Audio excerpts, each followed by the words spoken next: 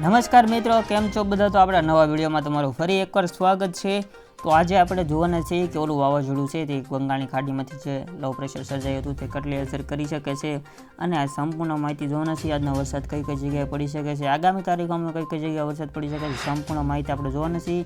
તો આજનો વિડીયો જલ્દીથી લાઇક કરી દો, ચેનલ પર ન હોય તો સબસ્ક્રાઈબ કરી દો, બાજુમાં બેલ બટન દબી દો અને આજના વિડીયોમાં એન્ડ સુધી બન્યા રહેજો। તો આપણે પહેલાં જોઈ લઈએ કે ઓલી વરસાદી જે સિસ્ટમ હતી તે કેટલી જે આપણને નુકસાન કરવાની હતી ગુજરાત તરફ તે અત્યારે કેટલી જગ્યાએ પહોંચી છે તે સંપૂર્ણ માહિતી આપણે જોવાના છીએ। તો આપણે જોઈ લઈએ કે સૌથી પહેલાં કે સિસ્ટમ કેટલી જગ્યાએ પૂગી છે અને કઈ જગ્યાએ કેવી અસર દર્શાવી શકે છે। તો સિસ્ટમ છે તે આપણે રેન થંડર જ લઈ લઈએ એટલે એમાં ક્લિયર આપણને અહીંયા દેખાઈ જશે। રેન થંડર જ આપણે લઈ લઈએ છીએ કેમ કે જો આ મિત્રો આમાં આપણને સિસ્ટમ ચોખ્ખી રીતે બતાવી રહી છે અને જે આજના દિવસે ક્યાં પૂગી ગઈ છે અને ક્યાં પહેલાં હતી આપણે તેના વિશે વાત કરી લઈએ। તો આપણે કાલે અહીંયા અહલાબાદથી લઈને આ જે એરિયો છે આ બધા એરિયામાં સિસ્ટમ સક્રિય હતી।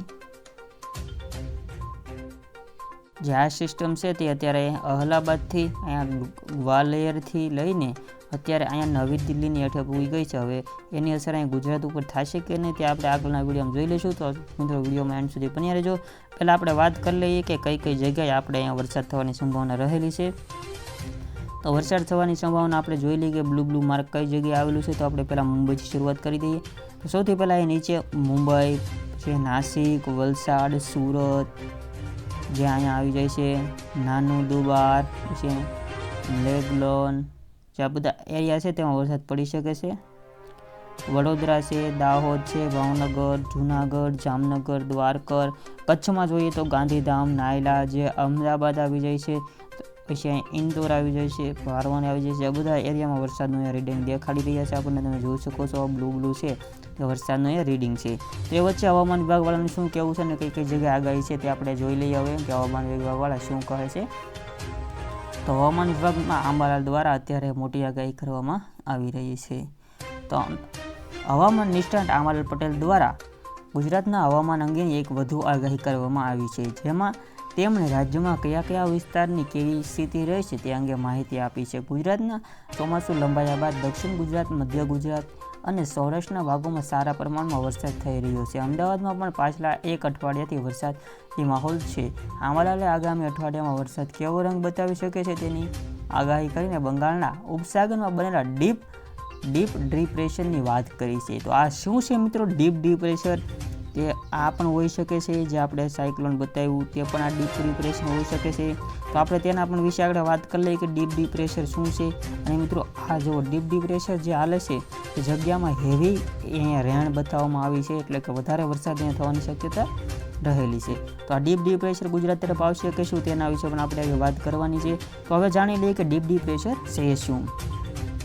તો આંબાલાલ પટેલે જણાવ્યું કે બંગાળના ઉપસાગરમાં બનેલા ડીપ ડિપ્રેશનની અસરો ગુજરાતમાં જોવા મળી રહી છે। પશ્ચિમ મધ્ય ભાગના ભાગો અને રાજ્યમાં ભારે વરસાદની સંભાવનાઓ જોવાઈ રહી છે, જેને સાથે ગુજરાતના ભાગોમાં પણ ભારે વરસાદની સંભાવના રહેલી છે, જેમાં પંચમહાલ, છોટાઉદેપુર, ગોધરા, કપડવંજ, વડોદરા અને આણંદમાં ભારે વરસાદની આગાહી રહેલી છે। જો મિત્રો તેના ચડતી અહીંયા ગોધરા સાઈડનો એરિયો એટલે કે આપણે અમદાવાદ સાઈડનો એરિયામાં અહીંયા જે આગાહી બતાવવામાં આવેલી છે। તો અહીંયા મિત્રો ગોધરા આપણે આવી જાય છે, અહીંયા ડાકોરની સાઈડ મિત્રો ગોધરા આવે છે, એટલે કે મેં મહારવાદાની જે નીચે છે જે આટલા એરિયામાં આપણે ગોધરા આવેલું છે।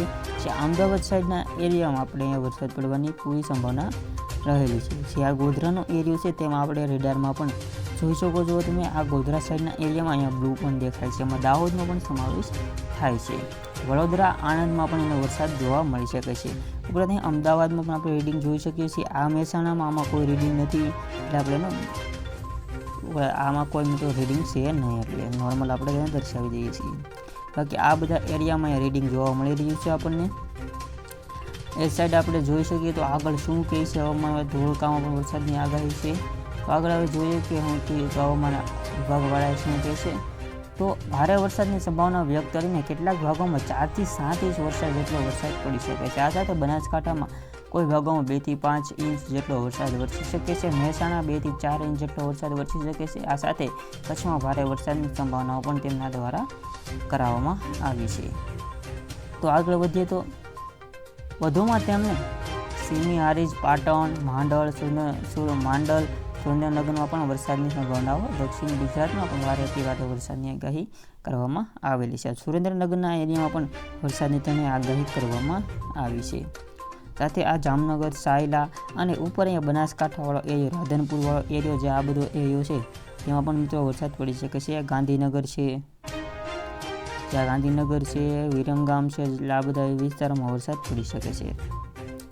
બાકી નીચે સૌરાષ્ટ્રમાં જોઈ લઈએ તો આપણે સૌરાષ્ટ્રમાં અહીંયા ભાવનગર, મહુવા, ઉના, જુનાગઢ, દ્વારકા, પોરબંદર જે બધા એરિયા છે મિત્રો તેમાં પણ વરસાદ અહીંયા વરસી શકે છે. જે પોરબંદર છે, વેરાવળ છે, અહીંયા મહુવા આવી જાય છે, અલંગ આવી જાય છે. આ બધા મહુવામાં પણ રીડિંગ અહીંયા દેખાઈ રહી છે. વાદળછાયું વાતાવરણ રહી શકે છે અને ઝાપટા જેવો વરસાદ પડી શકે છે. આ બધા વિસ્તારોમાં પડી શકે છે. તો આવી રીતના આપણે જેટલું હતું તે મિત્રો આજે બધું કવર અહીંયા કરી લીધું છે. તો હવે નવા વિડીયોમાં આપણે મળીએ. તો આજનો વિડીયો અહીંયા પૂરો કરીએ છીએ. આજનો વિડીયો ગમ્યો તો લાઇક કરી દેજો, ચેનલ પર નવા તો સબસ્ક્રાઈબ કરી બાજુ બેલ બટન દબાવી દેજો. તો ચાલો મિત્રો આજના વિડીયો પૂરો કરીએ છીએ. જય હિન્દ, વંદે માતરમ.